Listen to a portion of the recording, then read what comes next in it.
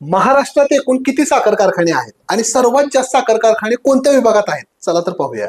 पण पुढे जाण्या अगोदर आमच्या कृषी डॉक्टरला फॉलो केलं नसेल तर पटकन करून घ्या. बघा, राज्यात एकूण नोंदणीकृत साखर कारखाने बघितले तर ते आहेत एकूण 224. पण याच्यातले गाळप किती करतात हे जर आपण पाहिलं तर मागील हंगामामध्ये प्रत्यक्ष गाळपात सहभागी होणारे साखर कारखाने होते ते फक्त 208.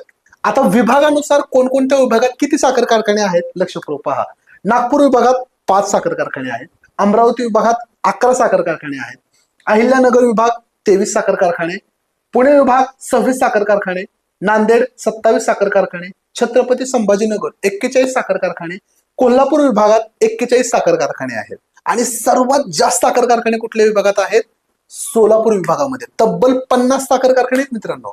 बघा, विचार करायची गोष्ट आहे.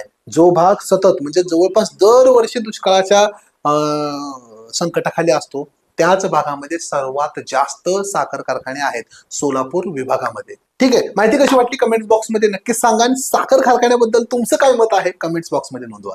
आणि हो, सर्वात महत्वाची सूचना, तुम्हाला जर ऊस पिकाचं लागवड ते काढणी असं संपूर्ण शेड्यूल पीडीएफ स्वरूपामध्ये तुमच्या व्हॉट्सअप नंबरवरती हवं असेल तर आम्हाला स्क्रीनवरती दिलेल्या नंबरवरती लगेच संपर्क करा.